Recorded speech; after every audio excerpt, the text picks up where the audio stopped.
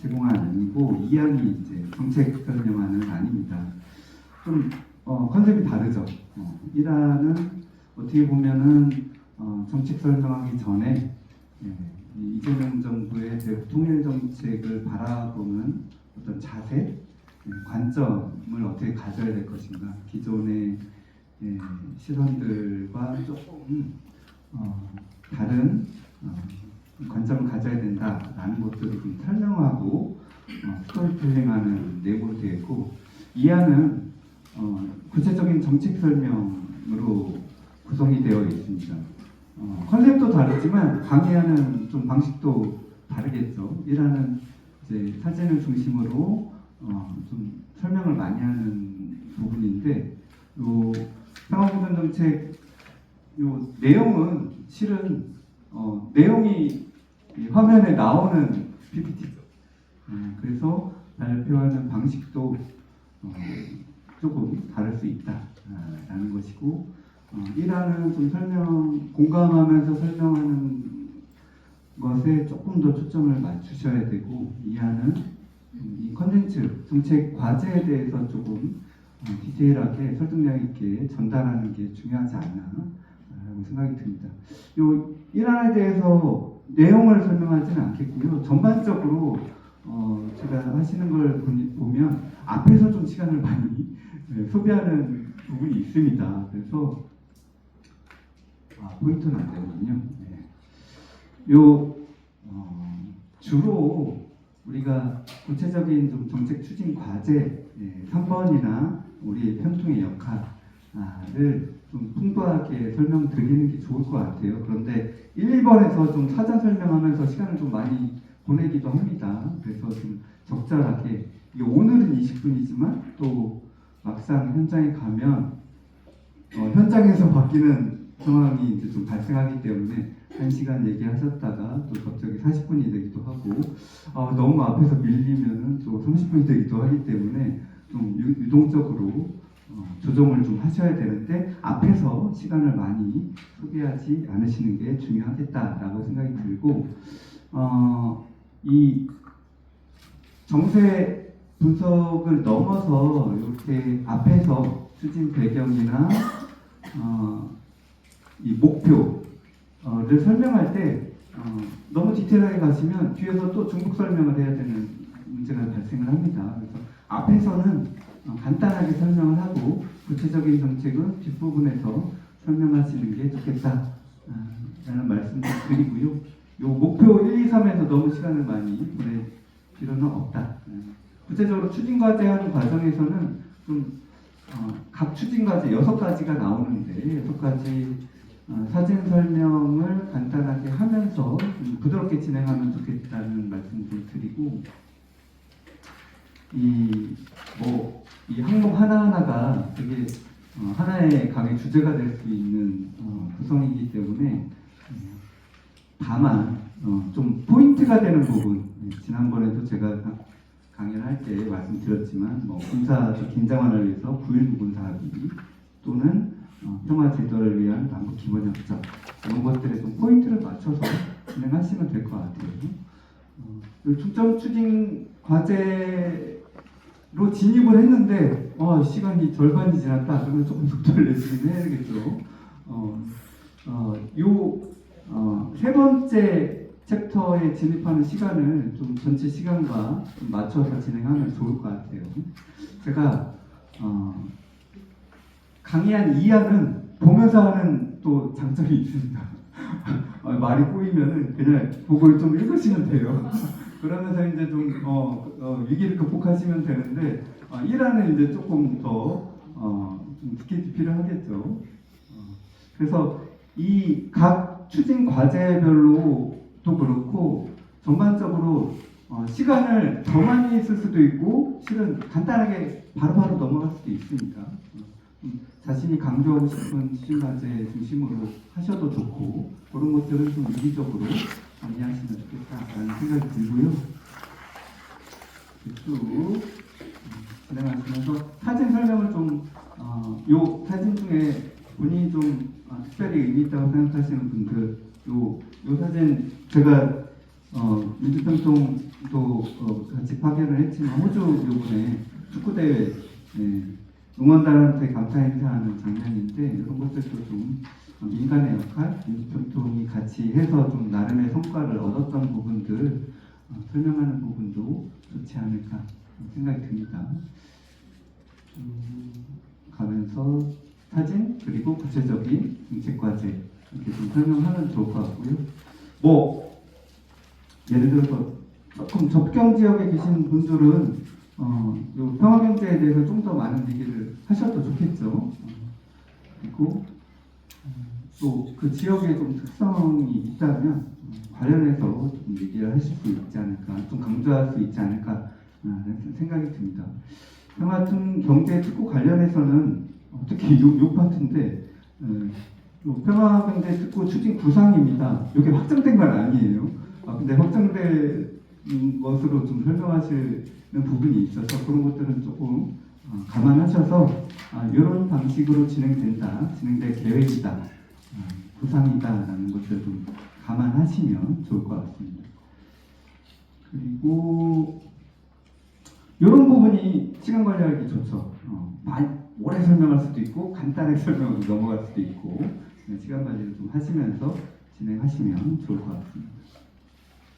민주평통의 역할, 실은 세 가지 민주평통이 무엇을 할 것인가에 대한 내용이 담겨져 있는데 이런 부분에서 조금 그 지역 협의에서 혹은 자신의 협의의 이야기들을 좀 같이 잘 풀었으면 좋겠어요. 그래야지 좀 공감도 있고 마음으로 와닿을 수 있는 부분이 있을 테니까 그런 분들 좀 참고하셔서 진행하시면 좋을 것 같습니다.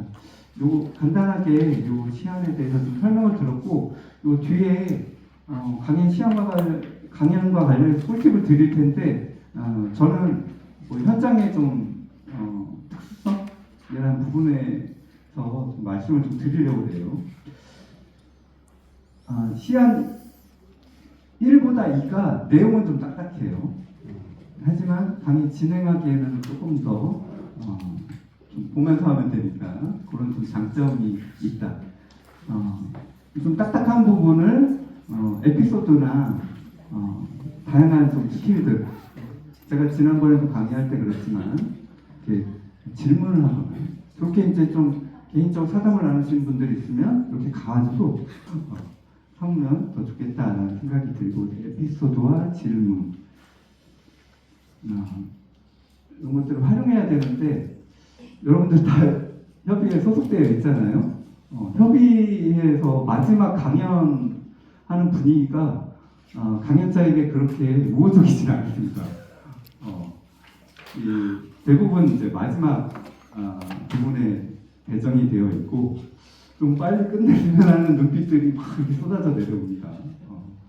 그리고 시간도 처음에 이야기한 것과 좀 현장에서 달라지는 상황도 발생을 하고 중간에 가시는 분도 계시고 이렇게 좀 어수선한 분위기에서 시작이 돼요. 그래서 시작할 때 어수선한 상황으로 그냥 시작하는 것보다 한 번 정돈해서 집중을 좀 받고 시작할 수 있는 그런 좀 환경을 만들 필요가 있겠다. 질문을 드리거나 질문도 이렇게 조금 어수선한 파트에 드린 것도 좋지만 뭐 이렇게 질문하면 집중할 수밖에 없는 분들 계시잖아요.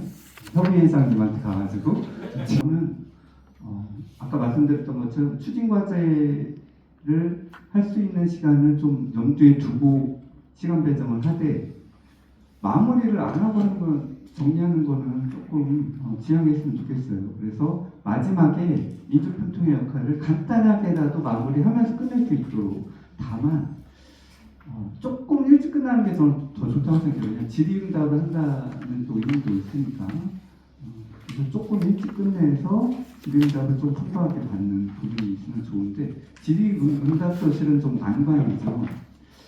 제가 사무처에서 제공한 1안을 하시는 분들이 실은 2안을 특히 6가지 추진 과제에 대해서 좀 숙지를 하셔야 됩니다.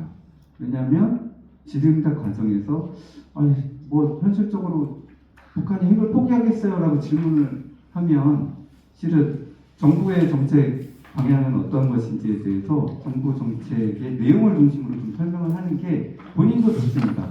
내 생각을 막 얘기하다 보면 이제 꼬이기 시작하면서 제대로 설명을 못하는 부분이 발생할 수 있으니까 일화를 하시는 분들도 정책 과제 6가지는 좀 머리에 담아 두셨다가 아니 그래서 구체적으로 뭐 어떻게 하자는 거예요? 라고 하면 몇 가지 좀 있어 보이게 구체적인 그런 사업들이 추진될 필요가 있고 지금도 추진되고 있다. 이런 것들 올해도 2군데 상황증 특구가 지정될 계획입니다. 뭐 이런 것들 이렇게 자연스럽게 얘기하시면 좋을 것 같아요.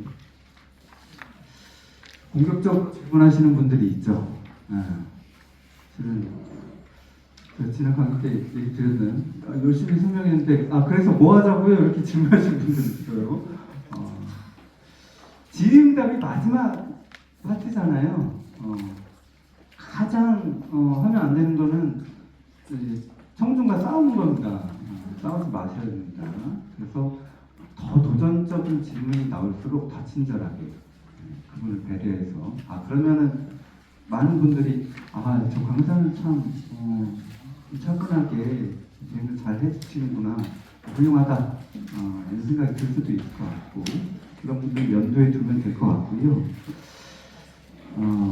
뭐 강의 중에서도 제가 스피치 강좌를 예전에 수강한 적이 있었는데 희노애락을 강의에 담는 연습을 합니다.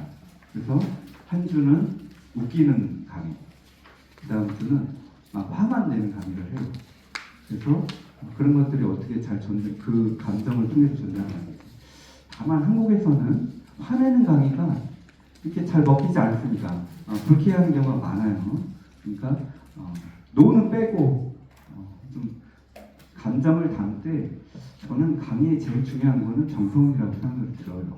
정성을 담으면 실은 전달이 됩니다. 강의가 조금 부족하더라도 저 사람이 정말 준비를 많이 했구나, 그리고 자기의 정성을 정말 듬뿍 담았구나 라는 것들이 좀 전달되면 거기에 대한 평가는 상당히 높게 나올 수밖에 없겠죠.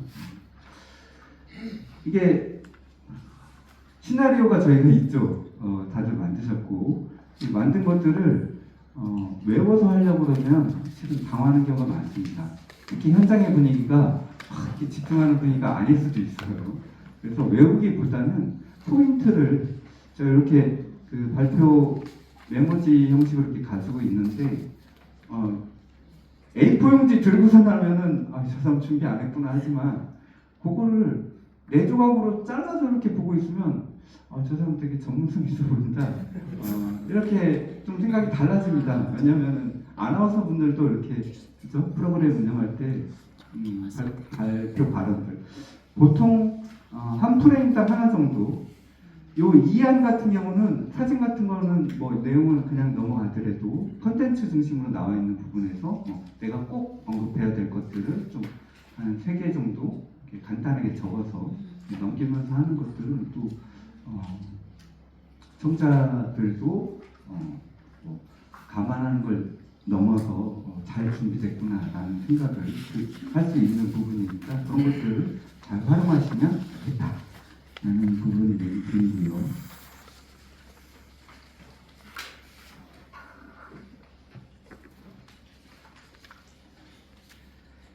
네, 제가 준비한 내용들은 거의 다 한 것 같고